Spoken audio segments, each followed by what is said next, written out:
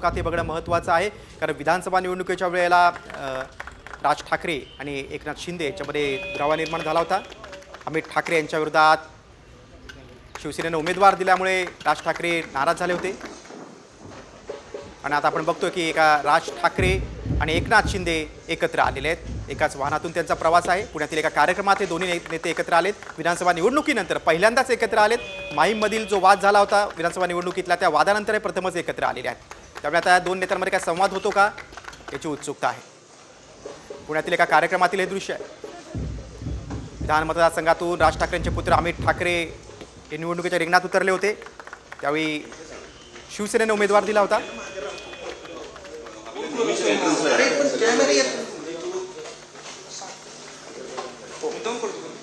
त्यावरून मनसेनी नाराजी व्यक्त केली।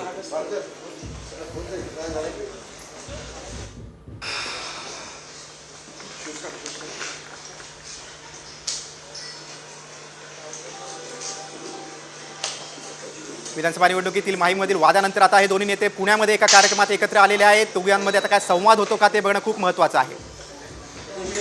विधानसभा निवडणुकीत अमित ठाकरेंचा पराभव झाला होता, कारण शिवसेनेचा उमेदवार रिंगणात होता।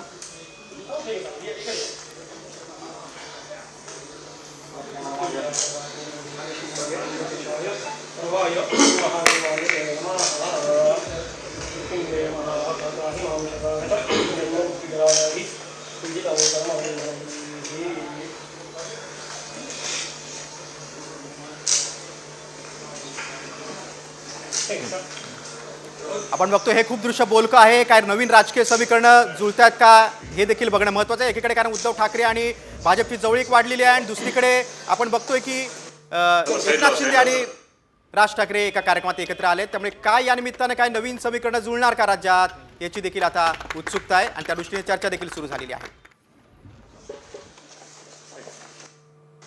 कारण एकीकडे चंद्रकांत पाटील आणि उद्धव ठाकरे मधला संवाद चर्चेचा विषय होता आणि दुसरीकडे पुण्यातील हे दृश्य आपण पाहतोय।